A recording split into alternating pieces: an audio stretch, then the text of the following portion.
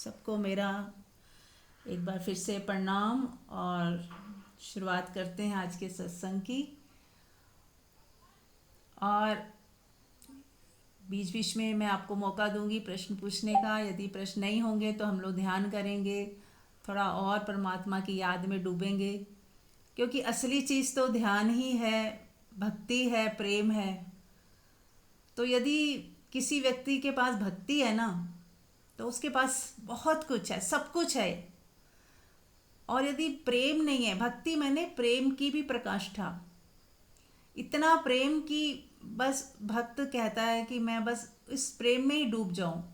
जो मिलना है मिल जाए, जो चला जाए चला जाए, उसको उसकी परवाह ही नहीं है। प्रेम ऐसी चीज़ है कि जब ईश्वर से प्रेम हो जाता है ना, तो आपको किसी चीज़ की परवाह नहीं होती कि क्या मिल रहा है, क्या छिन रहा है, क्या कौन आ रहा है, कौन जा रहा है, सब आप उस तरफ ध्यान ही नहीं देते।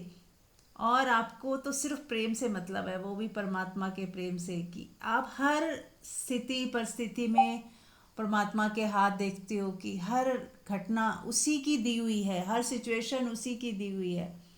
कोई आ रहा है और कोई जा रहा है ज़िंदगी से, कुछ नए अध्याय शुरू हो रहे हैं, कुछ पुराने ख़त्म हो रहे हैं, तो ये सब उसी की लीला है रची हुई।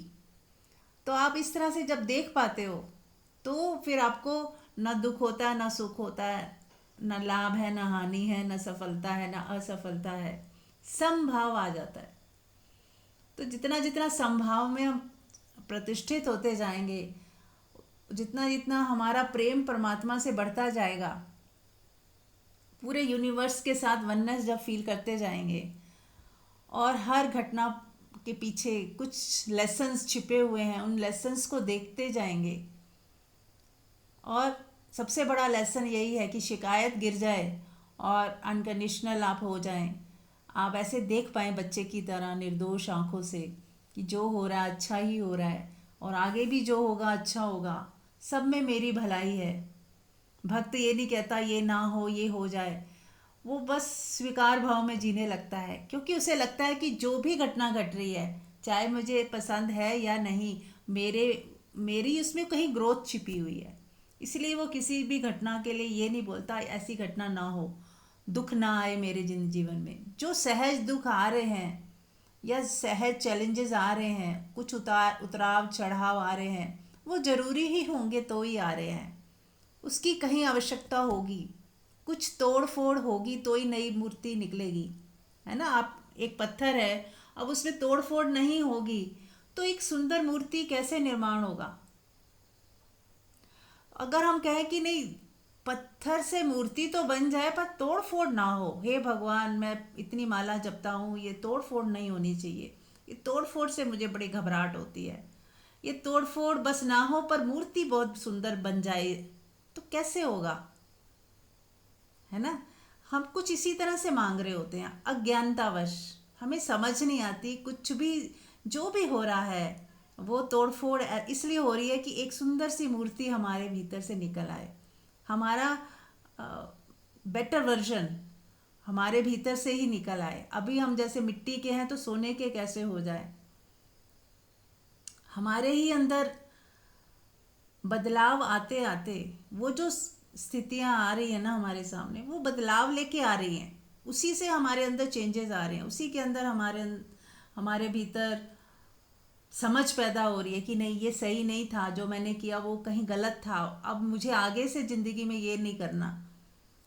अगर लालच किया और उससे दुख पाया तो लालच छोड़ देना है, फिर मोह किया दुख पाया तो मोह के पीछे ना भागें, हटा दें उसे अपनी ज़िंदगी से। प्रेमपूर्ण रहें लेकिन मोह में ना फंसें, अतियों में ना जाएं। प्रेम की अति का नाम मोह है, जहाँ अतियों में ऐसा होता है कि हमें फियर पैदा हो जाता है, डर पैदा हो जाता है, चिंता पैदा हो जाती है, हम पोसेस करने लग जाते हैं, कंट्रोल करने लग जाते हैं, घबराए रहते हैं। तो ऐसे मोह से अच्छा है एक सम्यक प्रेम। पुष्पा जी म्यूट कर लें।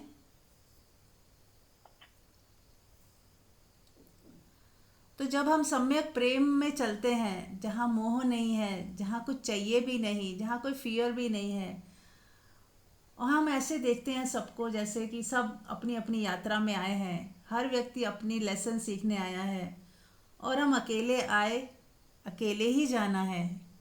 और बीच में सब थोड़ी देर के लिए कल्याण मित्र की तरह हम मिल रहे हैं एक दूसरे से बातचीत कर रहे हैं, एक दूसरे से सीख रहे हैं। हर व्यक्ति कुछ सिखाने आया है हमें, कुछ देने आया है या लेने आया है। कोई हिसाब किताब पूरा हो रहा है तो होने दें, उस हिसाब किताब को भी हरी इच्छा समझकर पूरा होने दें, है ना। तो स्वीकार भाव बढ़ता जाएगा कि जो भी हो रहा है, कहीं मैंने कुछ ऐसा कर्म किया है जो मेरे सामने आ रहा है, ऐसा मैंने ही कभी किसी के साथ किया होगा, इसीलिए मेरे साथ आज ऐसा हो गया, सिखाने के लिए। अब यहाँ पे हमें याद रखना है कि कोई चीज़ हमें दंड जैसी नहीं आ रही है, हमें सिखाने आ रही है। कभी भी हालात कैसे भी हों, ऐसा मत समझे कि परमात्मा हमें सजा दे रही है। वो नियम इंसानों के बीच में होता है, कुदरत तो सदा प्रेम करती है, और कुछ लेसन सिखाने के लिए कोई सिचुएशन भेजी जाती है। और जैसे जैसे आप लेसन सीखते जाते हो, वो वैसी स्थिति दोबारा नहीं आएगी फिर आपके पास। हम कहते हैं ना, हिसाबों का जितने भी कर्म हैं उसके हिसाब किताब जब तक पूरे नहीं होंगे, ऐसा नहीं है, ऐसा तो फिर कभी भी पूरे ही ना हो। जैसे जैसे आप लेसन सीख लेते हो, वो कर्म आने बंद हो जाते हैं। जब आप पूरी तरह से अपने अपने को सुधार लेते हो, आपके हाथ में है ये चीज़, अपने भाग्य को बदलना। इसीलिए तो कहते हैं कि हम ये नहीं कह सकते कि सब कुछ निश्चित है। अगर सब कुछ निश्चित है तो फिर ये सत्संग का कोई मतलब नहीं, फिर ध्यान साधना का भी कोई मतलब नहीं। जब सब कुछ तय है तो हम कुछ भी कर रहे हैं, उसका उससे कुछ होने बदलने ही नहीं वाला। तो इसीलिए ऐसा नहीं है, हम बदल सकते हैं। यदि हमारा पुराना ही ढर्रा रहा तो सब तय ही है कि क्या होना है। और जैसे ही हमने अपना पुराना ढर्रा हटा दिया और कुछ नई सोच लेके आ गए, अच्छे बदलाव लेके आ गए, दैविक गुण ले आए अपने अंदर, क्षमा करना सीख लिया, प्यार देना सीख लिया, सबके लिए कल्याण और मंगल की भावना सीख ली, तो आने वाला जो फ्यूचर है अब आपका वैसा नहीं होगा जैसा पहले निर्धारित था। वो सब बदल दिया जाएगा। जिस तरह से आज आप हो, उसी के अनुसार आपका वो होता जाएगा, बदलता जाएगा। वहाँ भी चेंजेस आते जाएंगे। चाहे आपकी कुंडली में कुछ भी लिखा हो कि ये बीमारी आनी है, वो होना है, वो पुराने कर्मों के हिसाब से लिखा गया। पर जैसे जैसे आपने चेंज कर दिया अपने कर्मों को, अपनी सोच को, अपनी रास्ते के कांटों को हटा दिया, तो अब वो जो होना था वो नहीं होगा। अब वो होगा जो आज आप हो, उसके अनुसार ही आपका भाग्य बदलता जाएगा। तो इसीलिए ध्यान करना, साधना करना, अच्छाई की तरफ बढ़ना, दैविक गुणों को अपनाना, सच्चे होना, अच्छे होना, नियत सच्ची रखना, सबसे जरूरी है नियत। कर्म हम कई बार नहीं कर पाते हैं, लेकिन नीयत कैसी है, सबसे इम्पोर्टेंट वही होता है।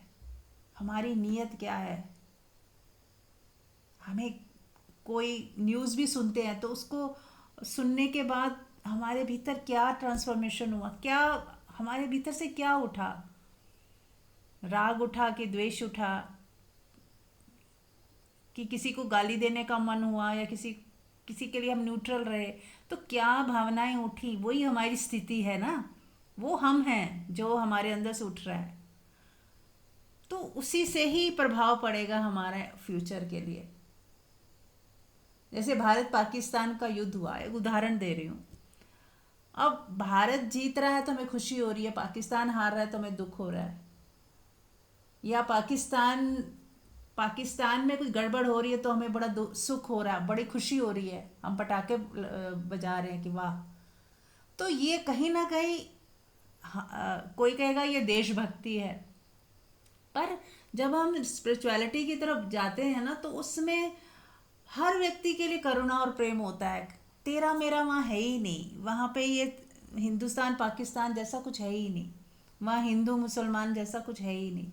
वहाँ सिर्फ प्रेम है, अनकंडीशनल लव।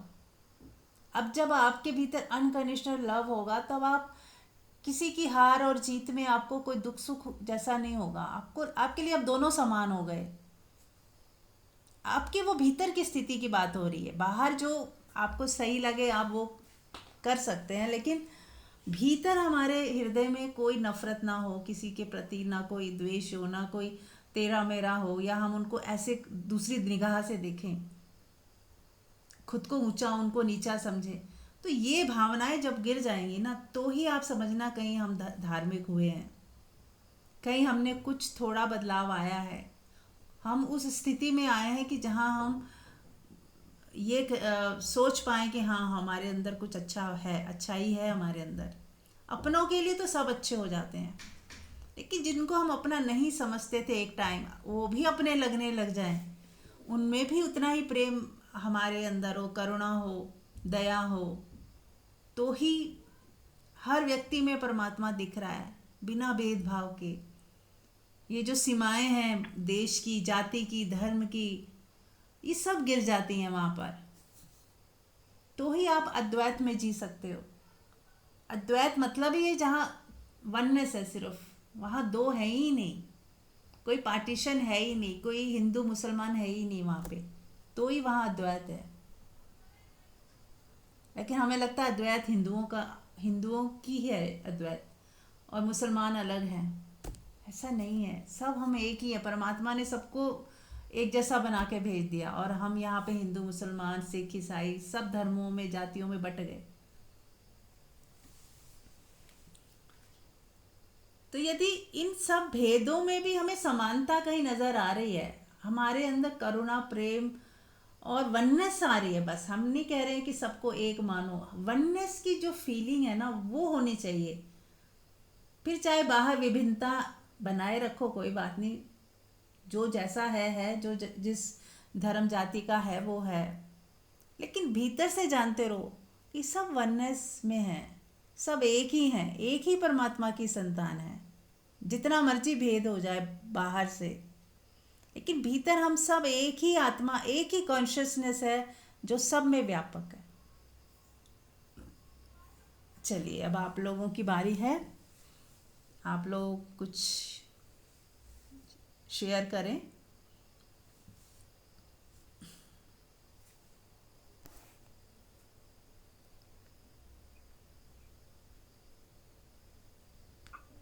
हेलो। हाँ जी मीनाक्षी। हाँ, नमस्ते जी। मैं ये कह रही थी, जैसे ये अब नवरात्रे शुरू हुए हैं, तो ये हर नवरात्रे के हर दिन किसी न किसी चक्र से रिलेटेड होता है, तो अच्छा, आप उसकी थोड़ी प्रैक्टिस करा दो तो हमें भी हो जाएगी। हाँ जी ठीक है, हम लोग करेंगे चक्रा, एक एक चक्रा को लेके कर सकते हैं, बहुत अच्छी सजेशन है, लास्ट में हम लोग कर हाँ लेंगे। जी, हाँ जी ठीक है। ठीक है। और और कोई? ये हाँ, मैंने कहा जैसे आप प्रेम के ऊपर बता रहे थे कि हमें भीतर से ये एक आभास होता है कि हम एक ही कॉन्शियसनेस है, हम्म। तो हमारा प्रेम समस्त के प्रति अपने आप ही होने लगता है। और इसका दूसरा तरीका अभी ये भी है, अगर कोई व्यक्ति अभी आत्मा के तल पे नहीं पहुंचा है, उसे वो कॉन्शियसनेस अपनी फील नहीं हो रही है, तो उसके लिए ये है कि ये भी हो सकता है कि हमारे अंदर इतना कंपैशन, हम कंपैशनेट हो जाएं, इतने लविंग हो जाएं कि हमें ये लगने लगे कि हम किसी को सुख दे रहे हैं या हम किसी को प्रेम दे रहे हैं, हम किसी के लिए कुछ कर रहे हैं, तो हमें उससे जो खुशी मिल रही है तो हमारी ही खुशी बढ़ रही है। या ये कह दो कि हम जितना जितना अपने प्रेम को विस्तार दे रहे हैं, जितना हम ज्यादा से ज्यादा अपने प्रेम को लोगों को या पशु पक्षियों को या वृक्षों को दे रहे हैं, तो उसमें हमारा ही प्रेम का विस्तार हो रहा है। प्रेम यानी मैं, जो मैं हूँ वो एक्चुअली उसका जो मटेरियल है वो प्रेम ही है, तो अपना ही विस्तार होता है उसमें। फिर हमें प्रतीति होने लगती है धीरे धीरे कि जब हम दो चार लोगों के भी काम आते हैं, उनको भी हम कुछ हेल्प कर देते हैं, तो हमें उसकी खुशी होती है और इतना अंदर से रोमांच होता है कि प्रभु तूने मुझे इस योग्य बनाया कि मैं कुछ कर सकी। किसी टाइम तो मैं भी उसी श्रेणी में खड़ी थी कि मेरी ही कोई हेल्प कर दे, लेकिन आज मुझे जो समझ आई है या मुझे इस योग्य परमात्मा तूने बना दिया कि मैं ही आज किसी के ये काम आ सक रही हूँ, आज मेरा मांगने में हाथ नहीं बल्कि देने में हाथ है, तो उसकी जो खुशी होती है, तो उस खुशी से ही वो आगे हमें पुश मिलता है, आगे हमारा एक विस्तार होता है कि हम जितना बांटते हैं उतना ही हम खुद खुशी महसूस करते हैं, प्रसन्नचित होते हैं। इसीलिए पहले जैसे एक चीज लोगों को बताया जाता है कि दान करो, पुण्य करो, अच्छे कर्म करो, और उन्हें डराया भी जाता था कि अगर तुम ऐसा नहीं करोगे तो तुम्हारे साथ गलत होगा, ऐसा होगा, वैसा होगा। तो लोगों को सिर्फ एक डर के माध्यम से बताया जाता था, डर एक माध्यम था। जैसे बच्चे छोटे बच्चे को कह देते हैं ना कि अंधेरे में भूत है, ताकि वो उधर ना जाए। जैसे छोटा बच्चा भी, उसे पता ही नहीं है अंधेरा ज्यादा क्या है, या वो कोई चीज ऐसी पकड़ लेता है जो उसे नहीं पता कि ये चीज मेरे लिए हार्मफुल हो सकती है, चाकू पकड़ लिया या आग में हाथ ना डाल दे, तो उसको हम बताते हैं डराने के लिए। तो ऐसे ही बस वो एक शुरुआत है डराने वाली, कि हम ताकि कोई भी दुष्कर्म ना करें, कोई पाप ना करें, किसी का दिल ना दुखाएं। लेकिन जब हम मेच्योर होते हैं, हमें स्पिरिचुअलिटी में आते हैं, तो धीरे धीरे समझ आती है कि प्रेम देना अपने आप में कितना सुखद है। वो सुखद इसलिए है, या किसी की किसी भी तरह से हेल्प करते हैं सुखद है, क्योंकि जो मेरा अपना स्वभाव है वो प्रेम ही है। जो रॉ मटेरियल है आत्मा का, वो प्रेम ही है। प्रेम उसका कोई अलग से कंटेंट नहीं है। तो फिर हम उस बिंदु पे धीरे धीरे पहुंचने लगते हैं। हमारे अंदर सबके प्रति ऐसे करुणा आती है कि जो चीज मुझे अच्छी लगती है खाने में, तो मैं वैसे ही दूसरे को खिलाऊं। ऐसे नहीं है कि अगर कोई चीज मुझे अच्छी नहीं लग रही तो मैं किसी को दूं, या मेरे घर में कोई ऐसा गिफ्ट पड़ा है जो मेरे काम का नहीं है तो मैं दूसरे को पकड़ा दूं, चाहे वो हमें पता है उसके काम का भी ना हो। तो हमारी अंदर अपने आप ही ये वृत्तियां जो पुरानी वाली थी गिरनी शुरू हो जाती हैं, और एक जैसे नई बिल्डिंग बनती है तो अच्छी लगती है, तो हमारे नए थॉट जो आते हैं हमारे अंदर, एक ऐसी चीजें आती हैं कि हमें करना अच्छा लगता है, हमें समझ के प्रति प्रेम आने लगता है। चाहे वो हमारे घर में मेड है, उसे भी हम ऐसे समझते हैं ये भी इंसान है, इसके अंदर भी एक हृदय है, इसके अंदर भी मन है, और ये भी आत्मा है। तो इस तरह से हमारे अंदर दूसरी तरह से भी विकास होना शुरू हो जाता है। एक होता है कि भीतर से बाहर आना, कि हम आत्मा को महसूस कर लें तो हमारे से अनकंडीशनल लव होना शुरू हो जाता है। एक होता है कि हम बाहर से भीतर आ रहे हैं, मतलब बाहर हम चीजों को, वस्तुओं को, परिस्थितियों को, किसी को पकड़ नहीं रहे, सिर्फ जो चीज सामने आ रही है और हमसे स्पॉन्टेनियस वैसा हो रहा है, प्रेमपूर्ण हो रहा है, हमारा हृदय प्रेमपूर्ण हो गया। तो उस प्रेम को बढ़ाते बढ़ाते बढ़ाते बढ़ाते हम उस बिंदु पे भी पहुंच जाते हैं जो कि मेरा स्वयं का होना है। फिर हमें फील होता है कि मैंने किसी दूसरे के लिए नहीं किया, वो तो मैं ही थी, मैंने उस पर करके कोई एहसान नहीं किया, वो मेरा अपना स्वभाव से स्वभाववश हो गया, अपने आप ही हो गया। जैसे पानी है, वो कितना भी उसके रास्ते में पत्थर डाल दो लेकिन वो बहता ही रहता है, इधर से उधर से कहीं से भी रास्ता बना के बहता चला जाता है, और उसकी शीतलता तो सब अनुभव करते हैं। और बिना कुछ भी किसी से कुछ शिकायत किए, जैसे पानी पत्थर पे गिर रहा है, तो पत्थर कितनी भी, चट्टान कोई कितनी भी स्ट्रॉन्ग हार्ड है, लेकिन पानी इतना सॉफ्ट होते हुए भी सिर्फ अपने स्वभाववश उसके ऊपर गिरते गिरते गिरते गिरते चट्टान को भी तोड़ देता है, पत्थर को भी तोड़ देता है।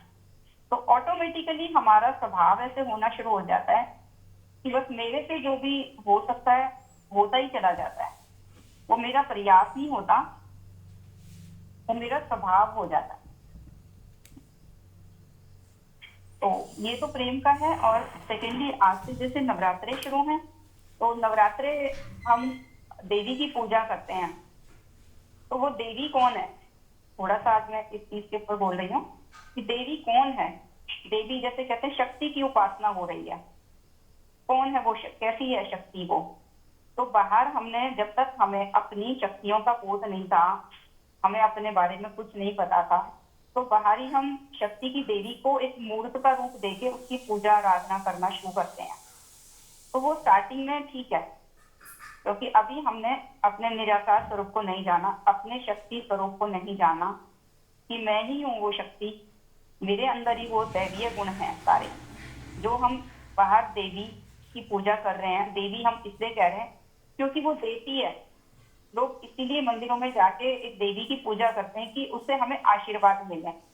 लेकिन वो आशीर्वाद अब तक हम चाहते थे कि हमें आशीर्वाद मिले, अब हम ही उस स्थिति में आ सकते हैं। सबका वो जन्मसिद्ध अधिकार है कि हम ही देने वाले हो जाएं। जैसे हमारा ही आशीर्वाद या हमारे मधुर वचन है, जो हमारी मधुर वाणी है, किसी को ठंडक पहुंचा दे, किसी के जीवन को खुशनुमा बना दे, किसी की परेशानियों का हल निकाल दे। अगर हम किसी के लिए कुछ काम आ जाते हैं किसी के, तो हमारे अंदर वो जो दैवीय गुण है वो इमर्ज होने लगते हैं, वो अपने आप ही विकसित होने लगते हैं। उनके ऊपर हमें एक काम नहीं करना होता, सिर्फ काम अपने ऊपर करना होता है कि मेरे अंदर की जो दुष्प्रवृत्तियां थी, काम, क्रोध, लोभ, मोह, ईर्ष्या, द्वेष, तो वो मेरी दूर हो जाएं। जैसे एक मूर्ति होती है, एक पत्थर होता है, अनगढ़ मूर्ति की तरह होता है, तो उसमें बहुत सारी छेनी हथौड़ियां मारी जाती हैं, तो वो एक मूर्ति का रूप उसे दे देता है मूर्तिकार। फिर वो मूर्ति मंदिर में रख दी जाती है और उसकी हम पूजा करने लगते हैं। तो हम ही अपने छेनी हथौड़ी खुद ही हैं, अपने जो विकार हैं उन पे हम पत्थर मारें। पत्थर की मतलब है कि हम अपने उन अवगुणों को देखें, देख पाएं, अपने अहंकार को देख पाएं और उसे हम विसर्जित कर दें। उसमें हमें परिश्रम लगता है थोड़ा, क्योंकि अहंकार जन्मों जन्मों से हम लेकर साथ आए हैं, तो अपने अहंकार का सब बोध हो जाए। सबसे सरलतम है ज्ञान का अहंकार होना और सबसे कठिनतम है अहंकार का ज्ञान हो जाना। तो हमें बस अहंकार का ज्ञान हो जाए, हमारी सारी यात्रा खत्म हो जाती है, पूरी हो जाती है। हमें बस पता चलता चला जाए कि जैसे ही मेरे जीवन में कोई भी परेशानी आई, दुख आई, तो उसका कारण हमारा कोई ना कहीं ना कोई किसी रूप में अहंकार ही होता है, कोई भी हमारा विकार होता है। तो अपने अहंकार और विकारों को हम दूर करते जाएं, वही ये छेनी हथौड़ी मारने वाला काम। खुद ही खुद की छटाई करें, तोड़फोड़ करें, तो फिर हमारी भी एक ऐसी आकृति निकल के आती है जो मेरा मूल स्वरूप है, दैवीय स्वरूप है मेरा, अपना ही हमारा दैवीय स्वरूप निकल के आता है। और फिर हमारे मुंह से निकले हुए हर शब्द, जो बोलूं सो हरि कथा, जो खाऊं सो तेरा भोग, चलूं फिरूं सो परिक्रमा। तो हमारा जो चलना फिरना है वो एक परिक्रमा ही है। हम ही भगवत स्वरूप है, हम ही वो दैवी स्वरूप है, और जो हम खाते हैं वो परमात्मा का ही भोग है, और जो हम बोलते हैं वो हरि कथा ही है। ऐसा एक भक्ति ही भगवान हो जाता है। भक्त और भगवान में कोई फर्क नहीं रह जाता। तो ये नवरात्रों का ऐसा मैंने अर्थ समझा है। और आप लोगों को किसी को कुछ बोलना है, कुछ फीडबैक या कुछ क्वेश्चन हो तो आप पूछ सकते हैं। आपका स्वागत है। बहुत सुंदर बोला, बहुत अंदर से उसके ऊपर काम करना है हर रोज। Thank you. जी बिल्कुल, काम अपने ही ऊपर करना है। कहते हैं कि द अदर इज हेल्प। अगर तुम्हारा ध्यान दूसरे पे गया तो तुमने अपने लिए नर्क निर्मित कर लिया। तो कौन चाहता है नर्क में रहना? अपने आप को जीते जी ही स्वर्गवासी बनाना है। स्वर्गवासी मरने के बाद नहीं होते, जीते जी स्वर्गवासी ऐसे हो सकते हैं कि हम स्वर्ग, हमारा मन है जो वो ऐसा फील करे कि मैं स्वर्ग में रह रही हूँ, अपना घर ही ऐसा लगे कि मैं स्वर्ग में रह रही हूँ, मंदिर में रह रही हूँ, अपना शरीर ही ऐसा लगे कि ये शरीर क्या है, ये तो किसी देवी देवता का ही शरीर है, वो देवी देवता की ही मूर्त हूँ। तो हमें ओशो एक बहुत प्यारी बात कहते हैं, अगर तुम हिंदू घर में हुए हो तो हिंदू होकर मत मर जाना, तुम कृष्ण हो जाना। तुम जैन घर में हुए हो तो तुम जैन होकर मत मर जाना, तुम महावीर हो जाना। तुम मुस्लिम घर में पैदा हुए हो तो मुस्लिम होकर मत रह जाना। क्या नाम था उनका जो मुस्लिमों के वो मोहम्मद। हुए थे? मोहम्मद। मोहम्मद। यस, मोहम्मद होकर ही मरना। मतलब अपनी आत्मा को जानकर बिना बिना जाने चले मत जाना। यही हमारा जीवन का लक्ष्य होना चाहिए सभी का। और इस सत्संग का भी उद्देश्य यही है कि हम उस परम अवस्था को जान जाएं, उस अपने दैवी स्वरूप को जान जाएं। हमारे भीतर ही वो सारी शक्तियां छिपी हैं। हाँ जी,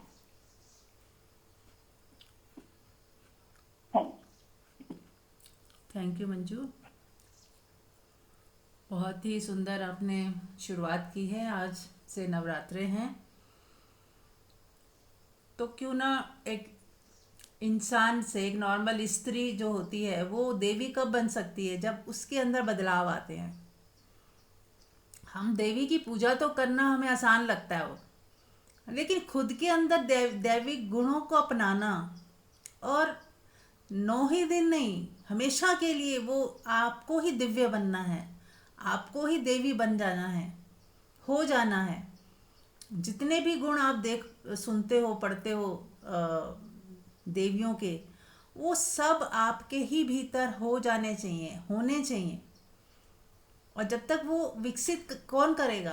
हमें ही करना है, खुद ही।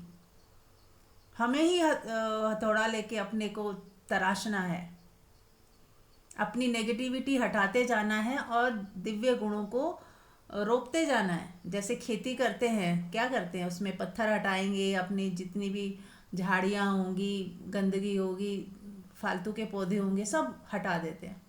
फिर उसमें गोड़ाई करते हैं, खोदते हैं, मिट्टी को सॉफ्ट करते हैं, और फिर बीज बोते हैं, और फिर फसल एक दिन उगाती है। ऐसे ही सत्संग सुनते सुनते, जाप करते करते, भगवान को याद करते करते हमारे भीतर दैविक गुणों का विकास होता चला जाता है, और होना ही चाहिए। तभी इसका महत्व है।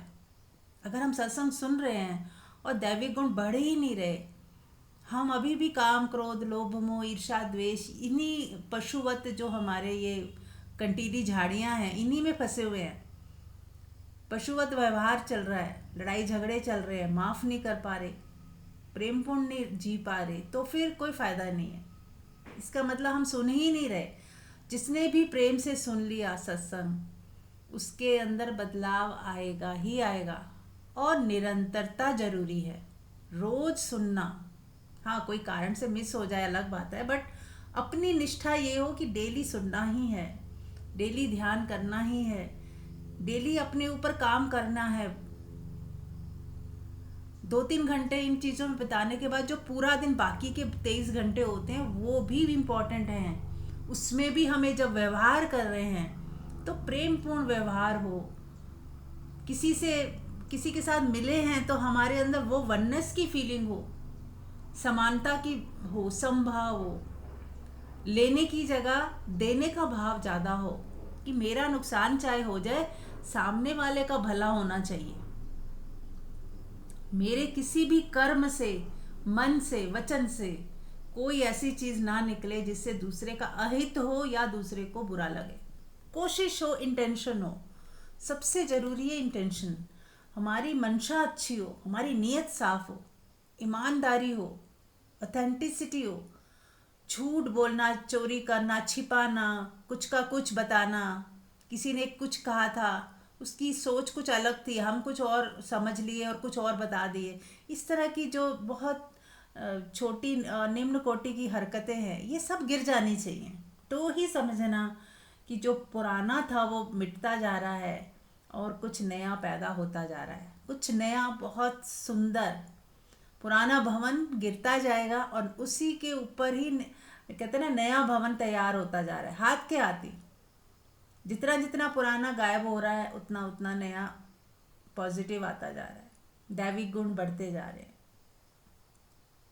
तो रोज हमें अपने ही भीतर झांक कर देखते रहना है कि कहीं घास फिर से नहीं उगाया, कहीं से कोई, कहते ना, जब माली होता है रोज आके कटाई छटाई करता है, एक बार करके छोड़ नहीं देता। हर हफ्ते आएगा, देखेगा कहीं घास उगाई है, कहीं कटाई करनी है, कहीं छटाई करनी है, वो करता रहता है, कहीं खाद देनी है, कहीं पानी देना है। ऐसे ही हमें हमारे ऊपर काम करना है कि कहाँ मुझे ध्यान करने की ज़रूरत है, कहाँ अभी सत्संग सुनने की ज़रूरत है, कहाँ हमें माफ़ कर देने की ज़रूरत है, कहाँ मुझे एकांत में रहने की ज़रूरत है। ये एकांतवास भी बहुत ज़रूरी है। और ज़रूरी नहीं आपको कहीं बाहर जाके करना है, अपने ही घर में एकांत में रहना पसंद करें। बीच बीच में 2-2 घंटे 3-3 घंटे अपने ही रूम में बस अपने साथ बैठे रहें, मौन में चुपचाप बस कुछ सत्संग सुन लिया या कोई भजन सुन लिया, और नहीं तो चुपचाप अनाथ सुन रहे हैं अपने ही साथ बैठे हुए। तो वो जितना जितना एकांतवास बढ़ता जाएगा ना, उतना आप पावरफुल होते जाओगे। आपका कनेक्शन दैविक जो शक्तियां हैं उनसे ज़्यादा होने लगेगा। आप परमात्मा से ज़्यादा कनेक्टेड फील करोगे, आप गुरु से ज़्यादा कनेक्शन में आ जाओगे। जो गुरु तत्व है, परमात्मा ही गुरु है, निराकार, जो आपके भीतर ही आपको वो शक्ति देता जाएगा कि आपके अंदर से ही गुरु बोलने लगेगा। बाहर का गुरु बहुत ज़रूरी है, लेकिन मज़ा तब है जब 24 घंटे हमें हमारा गुरु विवेक हमारा जागृत हो जाए, हमें खुद भीतर से ज्ञान उतरने लगे, क्या सही क्या गलत सब पता लगने लग जाए। हमारे भीतर का गुरु बताता रहे कि नहीं ये सही नहीं है, ये गलत है, ये ऐसा करना ऐसा नहीं करना। खुद के अंदर से आवाज़ आए क्या सही क्या गलत। तो पूरी तरह से हमें 100% अपनी साधना को देना है। और ये खास 9 दिन तो और ज़्यादा, हमें ज़्यादा से ज़्यादा टाइम इन्हीं चीज़ों में लगाएं, ध्यान में, साधना में, भजन में, कीर्तन में, जितना हो सके। सात्विक रहना, सात्विक भोजन करना, और कम से कम 7 दिनों तक ये ऐसा सोचें कि मेरा व्यवहार किसी के प्रति भी शिकायत से भरा ना हो। हम खाने पीने को लेके तो संकल्प कर लेते हैं कि आज व्रत रखेंगे, अन्न नहीं खाएंगे, लेकिन ऐसा भी संकल्प करें ना कि आज पूरा दिन मैं शिकायत नहीं करूँगी, किसी से लड़ाई झगड़ा नहीं करूँगी, किसी की इधर की बात उधर नहीं करूँगी।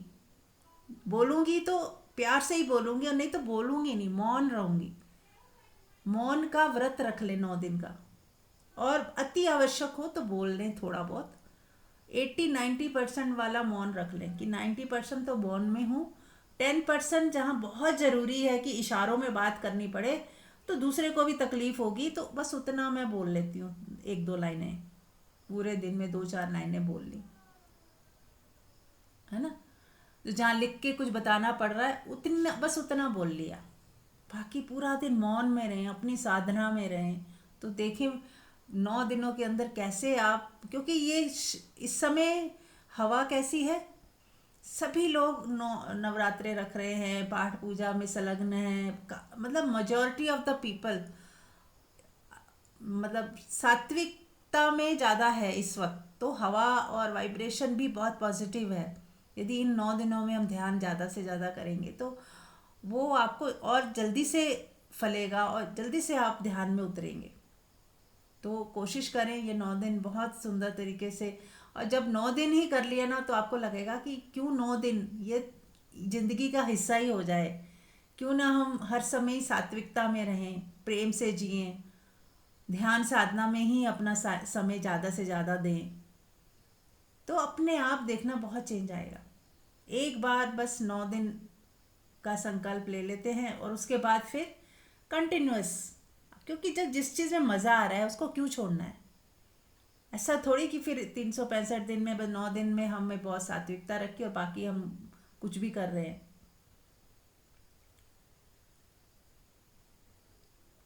तो वो सात्विकता बनाए ही रखे ना, जहाँ तक हो सके, जितना हो सके उतना। ठीक है, चलिए, किसी ने कुछ पूछना है?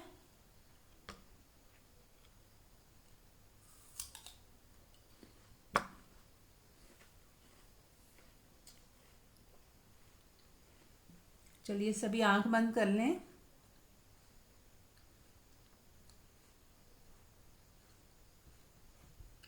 आज हम ध्यान करेंगे चक्रास के ऊपर। अब हम शुरू करते हैं, रोज एक एक चक्रा को हम लेके चलेंगे।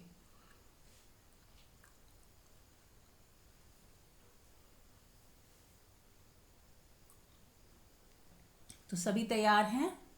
क्योंकि ये चक्रा ध्यान है तो बैठ के ही करना है। रीढ़ की हड्डी सीधी करके रख बैठना है इसमें। पहले तो मैं बोल देती थी जैसे मर्जी बैठो, लेकिन ये पर्टिकुलर जो चक्रास के ध्यान होते हैं इसमें हमें रीढ़ की हड्डी सीधी करके ही बैठना ठीक रहता है। हाँ, आपको कोई परेशानी है या बॉडी पेन है तो फिर आप टेक लगा के पैर सीधे करके बैठ सकते हैं। यदि आप स्वस्थ हैं, बैठा जा सकता है थोड़ी देर, तो आप सीधी रीढ़ की हड्डी सीधी कर लें, आलती पालती लगा लें। अगर कुर्सी पे बैठे हैं तो बस नॉर्मल बैठ जाएं। हाथों को लॉक कर लें एक दूसरे के साथ, या सारी उंगलियां एक दूसरे से मिला लें। सभी उंगलियों के टिप्स एक दूसरे, मतलब आपके दोनों हाथों की उंगलियों के टिप्स एक दूसरे से जुड़ जाएं। अंगूठा अंगूठी के साथ एक एक उंगली दूसरी उंगली की टिप्स, और बीच में हॉलो है ना, एक नमस्ते की पोज होती वो नहीं, सिर्फ टिप्स जुड़े हुए हैं और बाकी आपने ऐसे रख लिया। ये एक बहुत अच्छी मुद्रा है, ये इससे भी बहुत लाभ होते हैं, तो ये आज इस मुद्रा में करते हैं।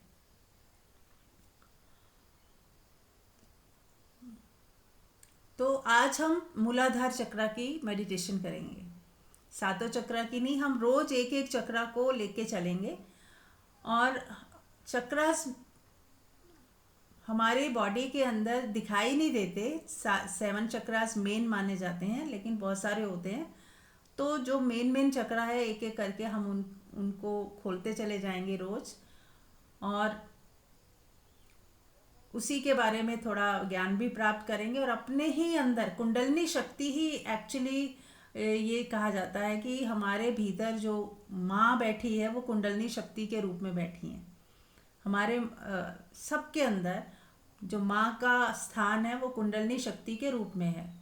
जब जैसे जैसे हमारे चक्रा खुलने लगते हैं एक एक करके और हमें अनुभूतियाँ शुरू हो जाती हैं, तो वही दैविक निवास है, वही दिव्य शक्तियाँ हमारे भीतर अपने आप आने लगती हैं। एक एक चक्रा खुल रहा है और आपको शक्तियाँ मिलती जा रही हैं, और जिसका आपको सिर्फ और सिर्फ सदुपयोग करना है, किसी के कल्याण के लिए ही करना है ना। हमें निस्वार्थ हो जाना है, सबसे पहले हो जाए निस्वार्थ, कि सिर्फ मैं मेरे लिए ही सोचूं, ऐसा नहीं। जैसे जैसे दिव्य होते जाओगे आपको सिर्फ माँ की तरह सबके लिए सोचना है। आपकी माँ के गुण इसीलिए दिए जा रहे हैं ताकि आप और ज़्यादा माँ वाली ममता सबके लिए रखें। अब आपकी ममता सिर्फ 2 बच्चों के लिए या सिर्फ अपने परिवार के लिए नहीं है। आप पूरा संसार, पूरा कुटुंब, वासुदेव कुटुंब कहा जाता है ना, पूरी दुनिया में जितने व्यक्ति हैं सब आप ही का परिवार है। आप सबके प्रति प्रेम से भरते जा रहे हो, और ये दिव्य गुण सबके लिए हैं, सबकी मंगल कामना के लिए हैं। तो चलिए शुरुआत करते हैं मूलाधार चक्रा से। ये इसको बेसिक चक्रा भी बोलते हैं, मूल आधार भी है। ये हमारा फिजिकल बॉडी से रिलेटेड है, और ये है पृथ्वी तत्व। तो शुरुआत करने से पहले हम पृथ्वी को प्रणाम कर लेंगे। सभी लोग पूरी पृथ्वी को, पृथ्वी माँ को प्रणाम करें, उनसे आशीर्वाद लें।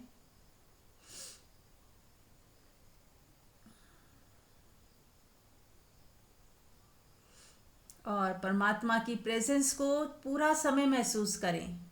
पूरा ध्यान में प्रोसेस करते हुए परमात्मा की प्रेजेंस आपको महसूस करनी है, निराकार रूप में। कोई आकार को विजुअलाइज मत करें, सिर्फ निराकार परमात्मा मेरे साथ है, जो दिखाई नहीं देता लेकिन मेरे साथ है, मेरे पास है, और हर रूप में मुझे संभाले हुए है ना। उसको साथ लेके अब हम माँ पृथ्वी को प्रणाम करेंगे। चाहे तो छू लें पृथ्वी को। और मूलाधार मतलब कहाँ पे है उसकी स्थिति? रीढ़ की हड्डी के सबसे नीचे, टेल बोन पे। और जो सेक्स ऑर्गन्स के जो हिस्से हैं वो पूरा समझ ले मूलाधार है। सबसे नीचे,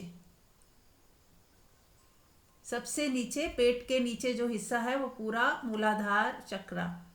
वहाँ पे हमारा ध्यान पूरा, आप ध्यान वहीं पे ले जाएं, बस वहीं फोकस करना है। और इसका बीज मंत्र भी है लम, तो आप चैंट कर सकते हैं लम लम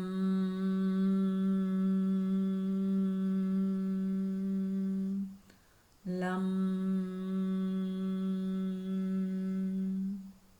लम।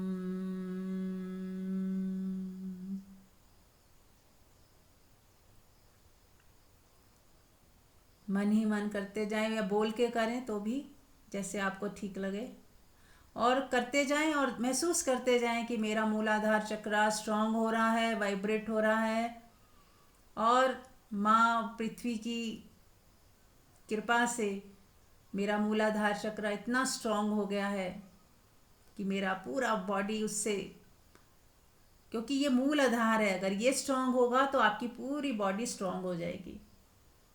इस मूलाधार। एक मिनट, हाँ बीच जी। में मैं ये बोल रही हूँ कि पृथ्वी मुद्रा भी लगा लें।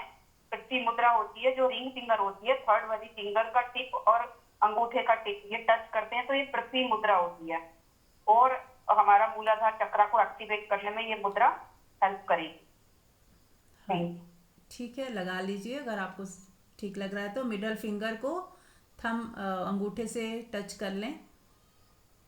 नहीं, मिडिल फिंगर नहीं होती, ये थर्ड वाली होती है जो रिंग फिंगर बोलते हैं। सॉरी, रिंग फिंगर, ओके ठीक है। रिंग फिंगर को अंगूठे से टच कर लें और बाकी उंगलियां खुली रखेंगे, तो आप सारा ध्यान वापस मूलाधार चक्र पे, और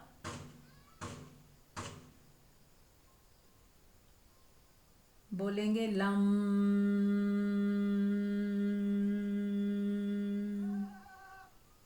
लम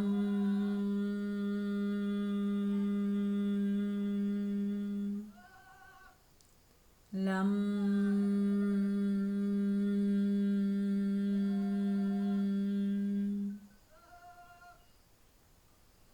देखें आपका मूलाधार चक्र खुलता जा रहा है, स्ट्रांग होता जा रहा है, अच्छे से वाइब्रेट हो रहा है, और माँ पृथ्वी आपको आशीर्वाद दे रही हैं मूलाधार चक्र स्ट्रांग करने के लिए।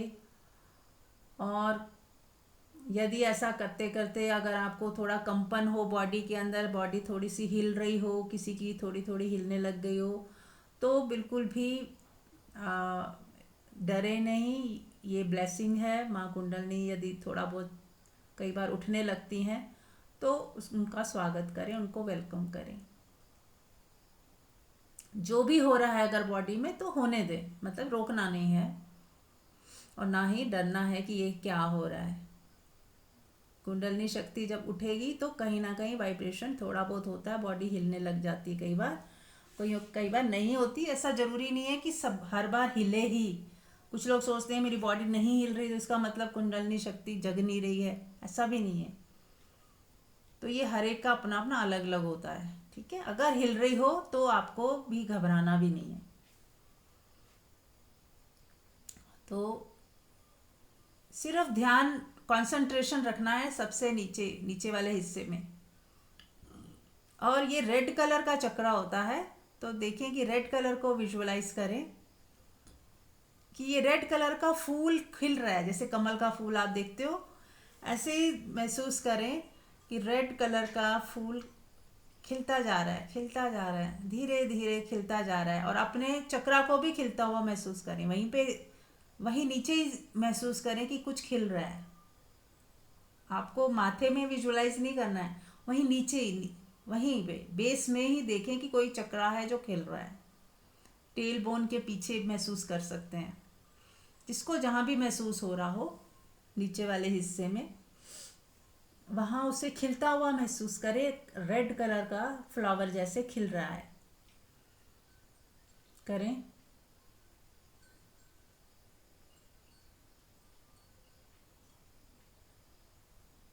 मन ही मन बोले thank you thank you thank you.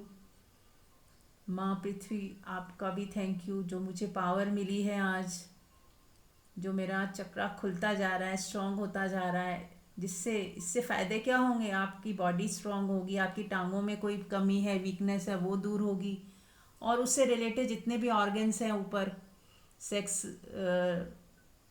Organs हैं या और भी छोटे जितने भी इंटेस्टाइन हो गए, ये सब जुड़े हुए हैं ऊपर नीचे सब। एक चक्रा स्ट्रांग होता है तो काफ़ी ऑर्गन्स को एनर्जी अच्छे से मिलने लगती है। जब एनर्जी अच्छे से फ्लो होगी तो अपने आप ऑर्गन्स भी ठीक होते जाते हैं। टांगों में दर्द है कुछ है तो आप पहला चक्रा रूट अगर वीक होगा तो टांगों में दर्द, घुटनों में दर्द रहेगी, क्योंकि एनर्जी नीचे फ्लो नहीं हो पा रही। तो आप रोज़ यदि ध्यान लगाते हो तो वो स्ट्रांग होता जाता है, तो टांगों में भी एनर्जी के फ्लो अच्छे होने से टांगे भी अच्छी हो जाएंगी, दर्द नहीं करेंगी, वीकनेस कम होती जाएगी, अच्छे से चल पाओगे। तो रोज़ हमें अगर हम कर पाएँ तो थोड़ा थोड़ा 2-2 मिनट सारे चक्रास को वो कर लेना चाहिए, चार्ज कर लेना चाहिए ध्यान दे के। ओम का उच्चारण भी कर सकते हैं, या इनके जो बीज मंत्र है लम वम रम ये सब भी बोल सकते हैं। तो जिसने प्रॉपर करना है तो उसका एक अलग मेथड है। फिर अभी हम एक एक चक्र को बस ले रहे हैं, तो सारा ध्यान सिर्फ मूलाधार पे ही रखना है और उसे खिलते हुए महसूस करें। और उसके खिलने से ऊपर के चक्र अपने आप प्रभावित होंगे। अगर अपने आप दूसरे चक्रास पे भी ध्यान जा रहा है, उन्हें खिलता हुआ आप महसूस कर रहे हो तो भी ठीक है, लेकिन मोस्टली ध्यान नीचे ही रखें। और अब हमें यहाँ पे एक दैविक गुण हम इंस्टॉल करेंगे, क्योंकि ये पृथ्वी तत्व है और बॉडी से रिलेटेड है, तो सेवा का एक भाव इसमें हमें डालना है। इस चक्रा के खुलने से मेरे भीतर सेवा का भाव बढ़ता जा रहा है, मैं और ज़्यादा सेवा के भाव में हूँ। जितना हो सके मैं फिज़िकली भी सेवा कर पाती हूँ, या जो काम मैं करती हूँ वो सेवा भाव से करती हूँ। मेरा शरीर बहुत स्वस्थ है और इस शरीर से बहुत सेवा हो जाती है, कुदरत करवा लेती है। क्योंकि शरीर स्वस्थ है तो सेवा परमात्मा ने मुझे माध्यम बनाया है सेवा के लिए, तो मैं कर पाती हूँ। तो आपको उसमें बीज डालिए कि सेवा भाव बढ़ता जा रहा है। जो भी काम करती हूँ मैं सेवा भाव से करती हूँ, सेवा का भाव बढ़ रहा है। अब कितनी सेवा करेंगे नहीं करेंगे बात वो नहीं हो रही, बात हो रही आपके अंदर जो सर्विंग है वो भाव जितना ज़्यादा होगा आपके कर्म उतने ही सुंदर होंगे, अच्छे होंगे, मोक्ष की तरफ ले जाने वाले होंगे, दैविक गुणों को अट्रैक्ट करेंगे। तो सेवा भाव होना बहुत ज़रूरी है। देखें अपने अंदर खुद इंस्टॉल करें। जैसे मैंने कहा था ना कि खेती में बीज बोने पड़ते हैं, तो आज हम बीज बो रहे हैं सेवा का। आप विजुअलाइज करें कि जो भी काम आप करते हो वो सेवा भाव से कर रहे हो। खाना बना रहे हो, घर के काम कर रहे हो, किसी के लिए कुछ कर रहे हो, किसी के लिए मार्केट गए हो, कोई काम करके आ रहे हो, किसी दूसरे के लिए भी कर रहे हो बिना एक्सपेक्टेशन के। तो मन में कोई शिकायत नहीं है, कुछ करना पड़ रहा है ऐसा भाव नहीं है, सेवा भाव है, खुशी है, आनंद है। घर में कोई बीमार है, यदि उसके लिए कुछ करना पड़ रहा है तो अब करना पड़ रहा है वाला भाव खत्म हो गया। अब ये क्या, उसकी जगह सेवा का भाव है कि परमात्मा ने मुझे इस लायक समझा है तो ही वो सेवा सामने आई है, या मुझे उससे कुछ सीखना है। शायद परमात्मा मेरे अंदर सेवा का गुण विकसित करने के लिए ये सेवा मुझसे करवा रहे हैं, कि मेरे अंदर वो सेवा का भाव विकसित हो, तो ही शायद ये सेवा करवाई जा रही है। तो उस भाव में करें कि मुझे सीखना है, सेवा करनी भी सीखनी है, अनकंडीशनल होना सीखना है, शिकायत ना करना सीखना है, खुशी खुशी काम करना सीखना है, हर काम को खुशी से आनंद से करें, ये सीखना है हमें।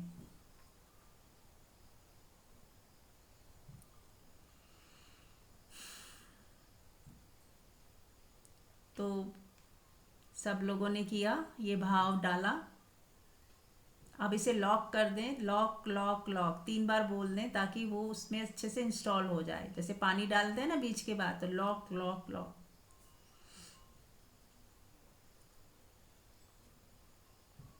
अब हम 10 मिनट तक मौन में उतरेंगे और सिर्फ मूलाधार चक्र पे ही कंसंट्रेशन रखेंगे, और जो जो बताया है लम का उच्चारण कर सकते हैं, सेवा के भाव को फैलता हुआ महसूस कर सकते हैं। मूलाधार स्ट्रांग होता जा रहा है और मेरी जो फिजिकल बॉडी है वो भी स्ट्रांग होती जा रही है, वो देख सकते हैं। इसी भाव में 10 मिनट बने रहें और माँ पृथ्वी का आशीर्वाद लेते रहें। Thank you. तो 10 मिनट पूरे मौन में रहना है और ध्यान सारा मूलाधार पर।